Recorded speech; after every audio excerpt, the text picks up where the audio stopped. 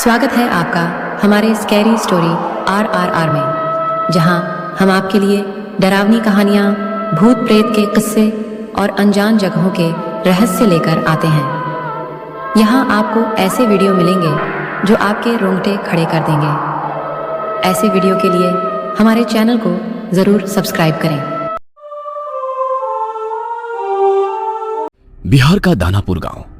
मुखिया की बेटी कमलेश्वरी की हल्दी की रस्म चल रही थी। कमलेश्वरी अपने माता पिता की इकलौती बेटी थी। बहुत लाड प्यार से पाला था उसे मुखिया ने। बेटी बड़े घर में जाकर राज करे, यही इच्छा मन में दबाकर वो अपनी बेटी के रिश्ते की बात एक बहुत बड़े घराने में चलाता है। कमला की सुंदरता पर मोहित होकर किसी जमाने में जमींदार रहे अखिलेश बाबू अपने बेटे कुलदीप के लिए कमला को पसंद कर लेते हैं। फुलवा, ये ले, ये हल्दी उपटन और पानी बेटिया के ससुराल से आया है। जल्दी से इसे हल्दी में मिला, फिर रस्म शुरू करते हैं। काकी की बात सुनकर कमलेश्वरी की माँ फुलवा जाकर बिटिया के ससुराल से आई शगुन की हल्दी घोल कर ले आती है। चारों ओर चहल पहल थी। ढोलक की थाप पर औरतें मंगल गीत गा रही थी। जैसे ही हल्दी की रस्म शुरू होती है, कमलेश्वरी जोर जोर से चीखने लगती है। ये क्या लगा दिया मेरे पूरे बदन में? ऐसा लग रहा है जैसे किसी ने खाल खींच ली हो। बहुत दर्द हो रहा है माँ।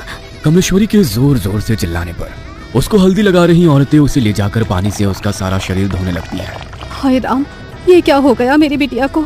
ऐसा लगता है जैसे किसी ने कांच पीसकर हल्दी में मिला दिया हो, लेकिन कौन करेगा ऐसा काम? कमलेश्वरी के बदन पर जहाँ जहाँ हल्दी रगड़ी गई थी, वहाँ पर लाल धब्बे हो गए थे। दर्द से दुल्हन बुरी तरह छटपटा रही थी और उसकी माँ और बड़ी माँ उसके घावों पर मलहम लगा रही थी। छोटी, मुझे तो ये कोई सामान्य घटना लगती है। अरे घर में बाहर का है कौन? ऐसे कौन बिटिया की हल्दी में कांच मिला गया? कोई छोटी मोटी बात है क्या? अरे वो तो शुक्र है कि मुंह पर नहीं लगाया था, वरना पूरा चेहरा बिगड़ जाता बेचारी का। मेरा तो दिमाग ही काम नहीं कर रहा है जीजी। कौन हमारी कमला से जलेगा? इसने क्या बिगाड़ा है किसी का? शादी ब्याह का माहौल था। दोनों देवरानी जेठानी वैसे तो इस घटना से अंदर तक डर गई थी, लेकिन फिर भी इस समय कुछ भी सोचने के लिए उनके पास ज्यादा समय नहीं था। 2 दिन में कमला की शादी थी। घर में ढेरों मेहमान जमा थे। उनके खाने पीने की व्यवस्था करने के अलावा दोनों देवरानी जेठानी को तमाम रस्में पूरी करनी थी, इसलिए इस बात को यहीं दबाकर वो शादी की तैयारियों में जुट जाती हैं। अगले दिन सुबह, माँ, कमला के ससुराल से शादी का जोड़ा और शगुन आया है, जाओ जरा देखो तो। एक बड़ी सी गाड़ी से 2 नौकर जैसे दिखने वाले आदमी गाड़ी से नीचे उतरते हैं और बड़े से थाल में लाल रंग के कपड़े से ढका हुआ शादी का शाही जोड़ा और गहने कमला की माँ फुलवा को सौंप देते हैं। बड़ी माँ ने संदेश भिजवाया है, शाम के समय दुल्हन को यही खानदानी जोड़ा और गहने पहनकर तैयार होना है। और हाँ, उन्होंने खास एक बात का ख्याल रखने के लिए हिदायत दी है कि इस जोड़े पर किसी की भी बुरी नजर ना पड़ने पाए। वो काली नजर और अपशगुन जैसी बातों पे बहुत यकीन करती हैं, इसलिए खास तौर पर इस जोड़े को एहतियात से रखने को कहा है। आप फिक्र ना करें, कमला और उसका ये जोड़ा अगले 2 दिनों के लिए हमारी अमानत है। हम पूरा ख्याल रखेंगे। फुलवा वो बड़ा सा थाल लेकर तेज कदमों से अपने कमरे में जाती है और एक बड़े से संदूक को खोलकर पूरा थाल ऐसे ही उसमें रख देती है। पूरा दिन शादी का भाग दौड़ में बिताने के कारण फुलवा को याद ही नहीं था कि उसने कमला को उसके ससुराल से आया जोड़ा दिखाया ही नहीं है। अगले दिन दोपहर 4 बजे, फुलवा, अरे कमला को तैयार करने का समय हो गया है। इसके ससुराल से जोड़ा आया था ना, कहाँ रखवाई हो? जाओ ले आओ। चूड़ी पहनाकर हम शगुन कर देते हैं, उसके बाद इसकी सहेलियां मिलकर उसको सजा देंगी। मेरे तो ध्यान से ही उतर गया है जीजी, एक बार खोलकर देखा भी नहीं मैंने कि उन्होंने क्या क्या सामान भिजवाया है। फुलवा तेजी से पल्लू अपनी कमर में खोसते हुए अपने कमरे में जाती है और संदूक खोलकर वो थाल लेकर सीधा कमला के कमरे में पहुंचती है। ए छोटी, ये क्या भिजवाया है इसके ससुराल वालों ने? अरे दिमाग तो ठिकाने पर है। ये लाल रंग के शगुन के जोड़े के साथ काले रंग की चूड़ियां कौन भिजवाता है? अरे ये तो अपशगुन होता है। कहने को तो इतने बड़े लोग हैं, लेकिन क्या यही समझदारी है इन ऊंची हवेली वालों की? अरे नई दुल्हन को काली चूड़ियां कौन पहनाता है भला? हाँ जीजी, ये सब मैं क्या जानूं। अब इसके ससुराल से आया है तो मैंने तो ऐसे का ऐसा ही उठाकर संदूक में बंद कर दिया था जीजी। अब हो सकता है बड़े लोग हैं, उनके कुल में कोई परंपरा हो नई दुल्हन को काली चूड़ी पहनाने की। अरे आधी जिंदगी बीत गई है हमारी, हमने तो कभी नहीं देखा कि किसी दुल्हन के लिए ससुराल से काले रंग का जोड़ा या चूड़ियां आई हो। अरे शादी सिर्फ उनकी बहू की नहीं हो रही, अरे हमारी बिटिया की भी हो रही है। मैं तो कहती हूँ कि काली चूड़ी को हटा दे और लाल चूड़ी पहनाई से सुहाग जोड़े के साथ। अरे नहीं जीजी, वो जो नौकर आए थे ना इस जोड़े के साथ, वो खास तौर पर कह गए थे कि छोटी बहू जी को यही जोड़ा पहनाकर तैयार करना है।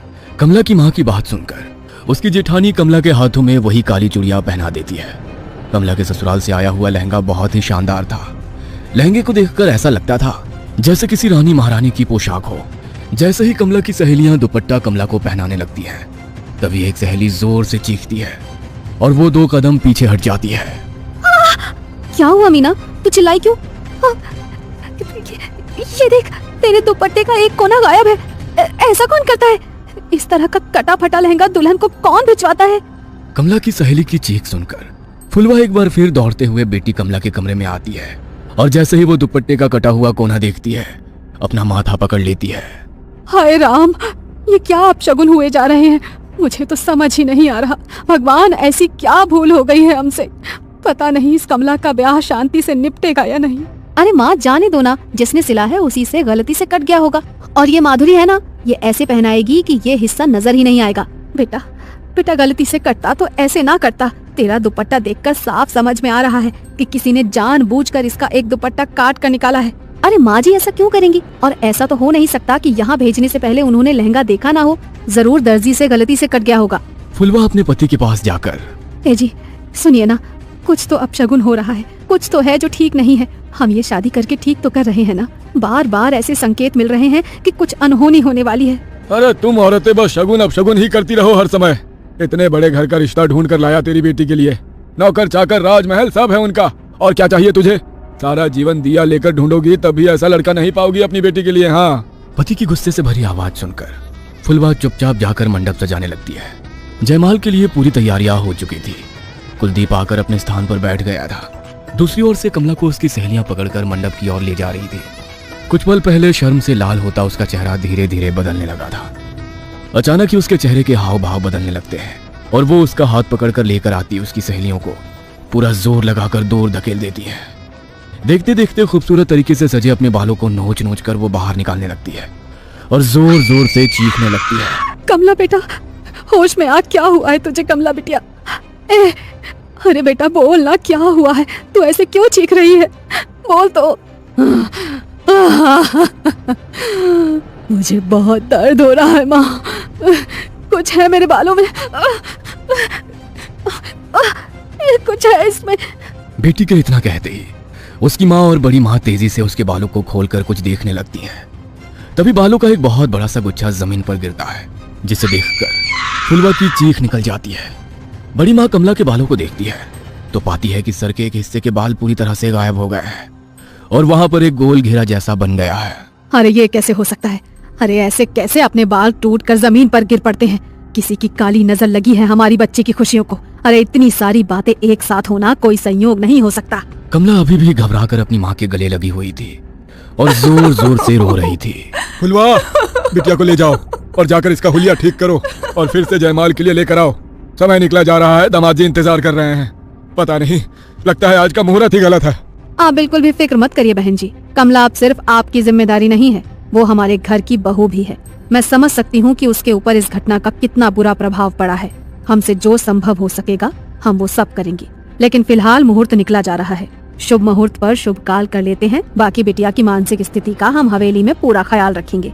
और हाँ, बात को ऐसे ही जाने नहीं देंगे, आप बेफिक्र रहिए। अपनी सास शशि की बातें सुनकर कमला थोड़ी शांत हो गई थी। ब्याह का सारा उत्साह छू हो गया था और बुझमन से ही कमला मुरझाए चेहरे और बिखरे बालों में ही कुलदीप के गले में माला डाल देती है। फेरों के बाद 1 मिनट ठहरे बहन जी, क्या काले रंग की चूड़ियां बेटी को पहनाने की आपके यहाँ कोई रस्म है क्या? अरे नहीं, उल्टा हमारे यहाँ तो बहुत अपशगुन मानते हैं, लेकिन आपने भिजवाई तो हमने मजबूरन पहना दी। हमें लगा नहीं पहनाएंगे तो शायद आपको बुरा लगेगा। क्या बात कर रही हैं आप? हम बहू के लिए काली चूड़ियां क्यों भिजवाने लगे भला? जरूर आपको कोई गलतफहमी हुई है। मतलब आपने कमला के लिए ये काली चूड़ियां नहीं भेजी थी? हरगिज नहीं, हमने तो लाल रंग का राजस्थानी चूड़ा भेजा था, खास तौर पर मंगवाया था बहू के लिए। सारी घटनाएं एक बहुत बड़ी अनहोनी की ओर इशारा कर रही थी। आपके घर पर ही लगता है किसी ने कोई काला जादू किया है, तभी तो आपके घर में रखे सामान पर ये सब हुआ। मुझे लगता है कि कमला की भलाई इसी में है कि वो जल्द से जल्द घर से दूर चली जाए।